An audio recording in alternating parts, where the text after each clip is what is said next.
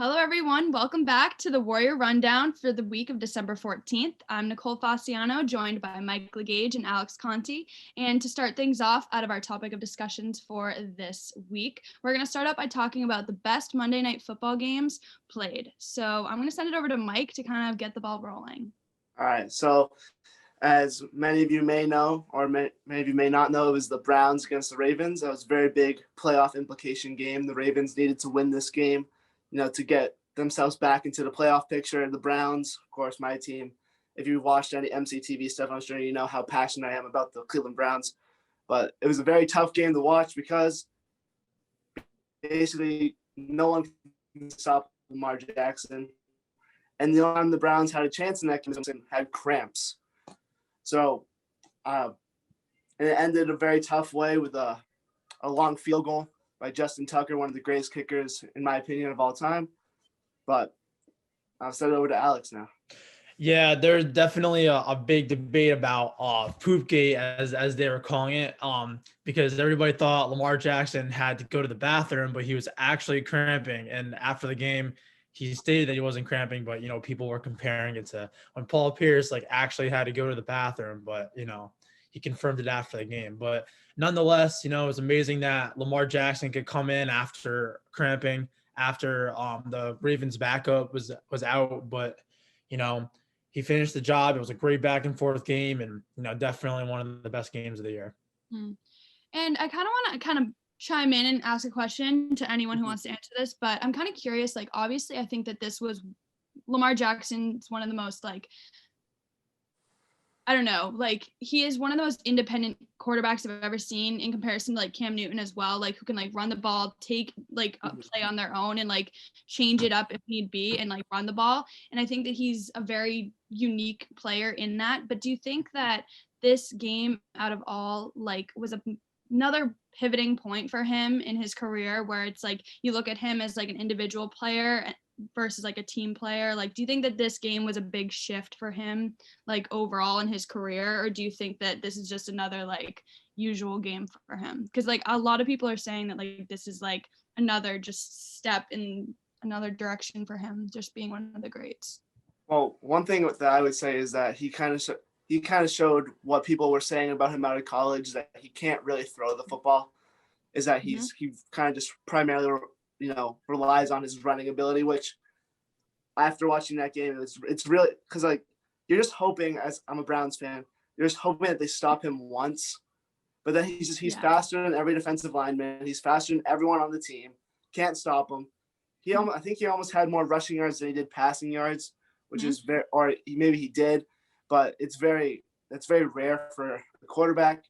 And I just think that he's not trying to be he doesn't have to be the throwing quarterback for them to win the game. He just needs to be Lamar Jackson. He doesn't need to always throw it. He can run it. And I think that's what he's probably going to continue to do because he's had great success with that. Yeah, I think it's come down to that's his identity at this point. That's what's working, and it's just not going to change, which I think it's going to work for a little bit. But again, even for cramping, as a potential injury, or even what happened with backup quarterback, if that team faces one injury with Lamar Jackson, running wise, if any knee ACL ankle gets taken out, he's done. And I don't think the Ravens are going to be able to move forward with that. Right. You definitely put yourself at higher risk when you're running the ball a lot. So especially for a quarterback. All right. Do we have any more comments with this section? Cool. All right. So we're going to take a little transition and we're going to start to talk about the Merrimack hockey and how they lost and came out of a pretty devastating lose over the weekend, 0-2 to Northeastern. Obviously that's not great for Merrimack College athletics. We want our teams to do the best, but obviously loses come and go. So Mike, do you want to start us off with some comments about the game overall? Yeah. So first off, Northeastern is a very good team. I believe they're ranked pretty highly. I don't know the exact ranking, but obviously for Merrimack to lose, they lost both games. I believe they let up 6 goals in one game and 8 goals in the other game. So obviously not great defensively or, by the goalie, but it's tough to play. Merrimack's still a young team. We have to remember that.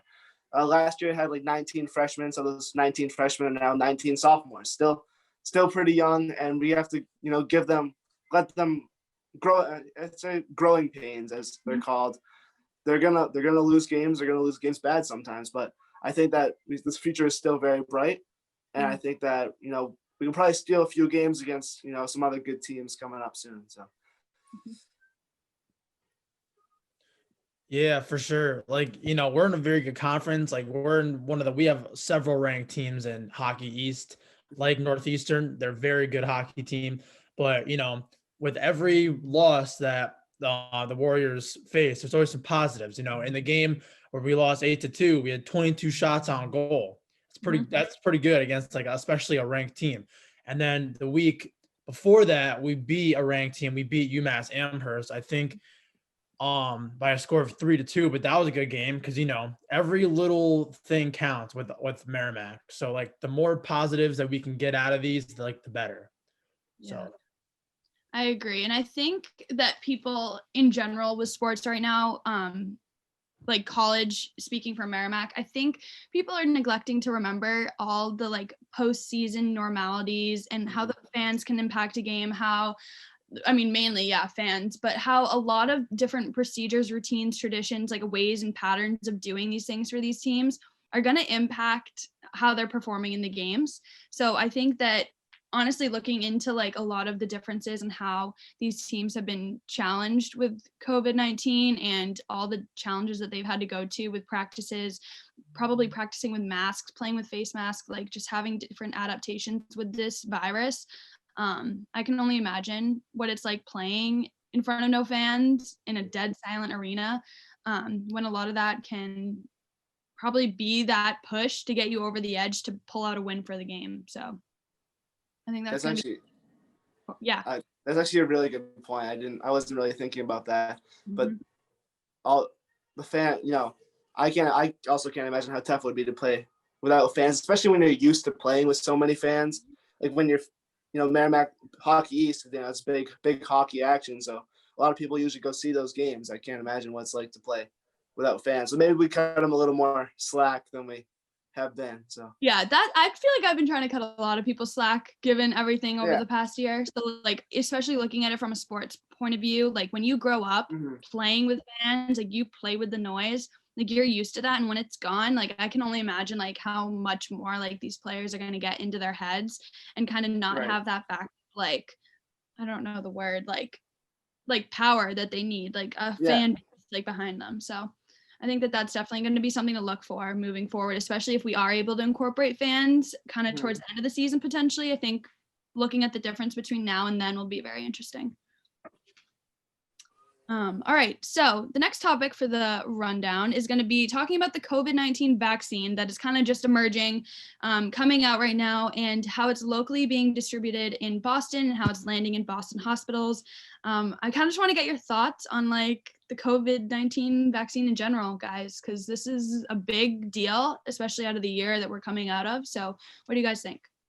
I would say that I'm pretty excited and hopeful for the vaccine. I kind of just want to get back to, normal or, pre-COVID life as soon as possible. And if the vaccine helps us do that, it helps keep the health workers, safe or safer. Then some side effects here and there, but I think it's what comes with it. So yeah, I completely agree. yeah, I've heard a lot of positive things about the first one, the Pfizer vaccine. I've heard a lot of good things about it, and like Mike said, like whatever gets us closer to like back to normal, like how it was before COVID hit. It's good that something like this is coming along like so early, like whatever gets us back. And like another vaccine came out, like I think it was like yesterday, December 18th. Yeah. So like it's really good that all these are coming out, and like and then we're getting it to the people that need it the most, like the people in the hospitals, like because they're like right there, like dealing with sick patients. But as long as we keep plugging along and keep doing what we're doing, we'll get back to normal. So yeah, we're almost there. Yeah, normal. This idea of like the new normal is like, I'm so tired of it already. I don't want a new normal. I want my normal that I grew up with and that we all are used to. And as much as I'm really intrigued with the vaccine, even kind of putting it into perspective with like people who don't typically get the flu shot, typically will have side effects, maybe have a weird reaction to the shot. I feel like that's going to be kind of similar to people kind of in this testing phase with getting the COVID vaccine. I think that as trial and error as it could be, it's giving people a sense of hope, which I think is really important right now. And like you said, Mike, it's getting people back to that normal that we all are craving right now. So I think that more people than not are going to jump at the opportunity when it's given to take it, if it's not required already. But I think that me personally, I'm a bit hesitant just because that's me. I proceed with caution in cases like this. So I think that it's going to be interesting to see over the next 6 months, like the distribution process of like it going out to like the general public, certain workers, specific to hospitals. So I'm intrigued. I guess that's the good word to put it. I don't know what to expect from it. I'm hoping that it is literally the saving grace that we needed, but I still don't know if there's going to be a new normal. I mean, I've seen all of these reports at times being like, oh yeah, once you get the COVID vaccine, you're still going to have to wear a mask. It's like, okay, I get this vaccine. No, I'm ready. I got the vaccine. I'm done with it now. So, I mean, obviously me and another MCTV crew member already kind of faced this personally. So I am not as worried as maybe some others are. I do still have the antibodies, so I'm kind of on a good pace with that, but still, I mean, people, it's nerve-wracking. You don't want to inject something that you're not too familiar with into your body. So going to be interesting, and I'm eager to see what the next couple months are going to bring, especially for our campus and other campuses and just in general. But going on to our next and final topic for the weekly rundown is going to be about Kyrie Irving burning sage on a parquet floor. Anyone want to take that? So I saw this and I immediately thought, I was like, what is he doing? But it's basically, after watching some commentary on it, I found out that it's supposed to eliminate negative vibes. It's supposed to like help, like, and it makes everything smell good. It makes everything positive. But as we know, Kyrie is kind of a head case, I would say, is probably the nicest way to put it. I agree. And from his team, from the Nets point of view, it's probably like, oh, let him do what he wants. He's a star player. If it makes him play better, fine. But from a Celtics and Boston sports fan point of view, I'm sure everyone hates it.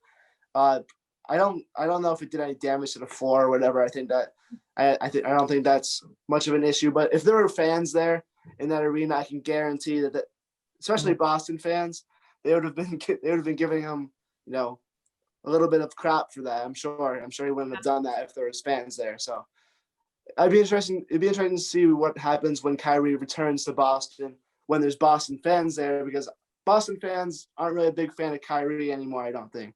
No, so. I was just gonna say, like, quickly, like I was a fan of him at first when he entered our team, and then I saw how like independently he played when the Celtics was such a game and team oriented way of playing, and I was just like, okay, Kyrie, you're not the fit that we needed. And I think that people, especially Boston fans, are such a team oriented, like, this is our group, like, you're not just gonna like be an outshining person and like be kind of like sucky and like selfish. And I think that that's what Kyrie was, and I personally didn't realize that until he actually left.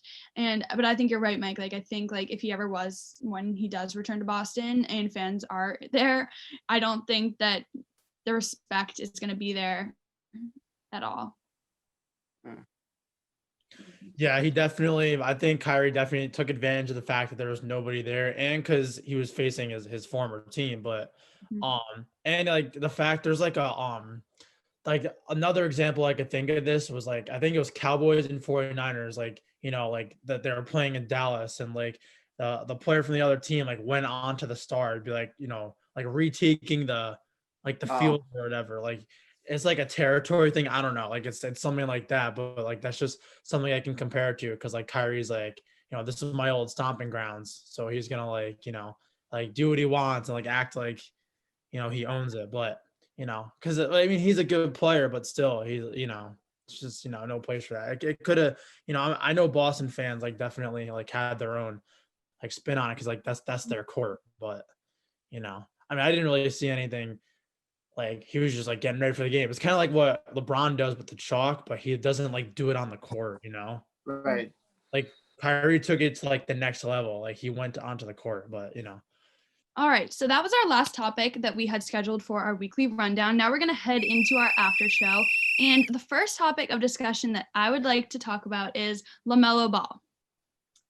And yeah, and Mike's already laughing. We'll see what he has to say about this, but I am already astonished of the player that he's becoming on the Hornets. And I was watching like a Bleacher Report, like real tape of like some of his plays from the past couple games. And I was like, okay, this player sat in the Merrimack College top left corner of the gym. And little did I know that that was him and that was what he was going to be. And I'm just blown away by the player that I think that he is going to be, like the MVP, growing best player in the league in 3 years. That is my prediction. Those are some bold takes right there, Nicole. That was a bold take, I know, and I'm gonna own it. Bold take, hot take even. So Yes. This topic I want to discuss is Baker Mayfield actually threw the longest recorded pass in the NFL, or pass attempt in NFL history. He threw it over 70 yards. Mhm. No one's really talking about it. I want to make sure that I'm the one to bring it up. He's thrown it further than Patrick Mahomes has, Josh Allen. Those are the guys you associate with the big, strong arms. But I think Baker Mayfield should be the new picture of the big, strong-armed quarterback. So that's my 2 cents from that. I'll second that. yeah. All right. Oh, sorry. Yeah. No, Baker, he definitely, I saw that too. It was like last week. He let it like fly. Like people like typically leave him out, but I think he's a good quarterback. Like, he does all the, like, he has a good arm, but he's pretty mobile and like, he moves in and out of trouble. But one other thing I wanted to talk about was Merrimack women's hockey. So they lost yesterday 4-0 to UConn, but their goalie was like the defensive player of the week last week, and she had Emma Gorski. She had like 44 saves, and really good effort by her. They ended up winning last week against Holy Cross. But they're 1-2 now. They lost yesterday, but they're playing today against UConn again. So it'll be good to see how they bounce back against a pretty good team, because they're one of their best players was like the offensive player of the week last week. So it'd be good. It would be a good matchup again to see how they do. So yeah, that's all I got. Great.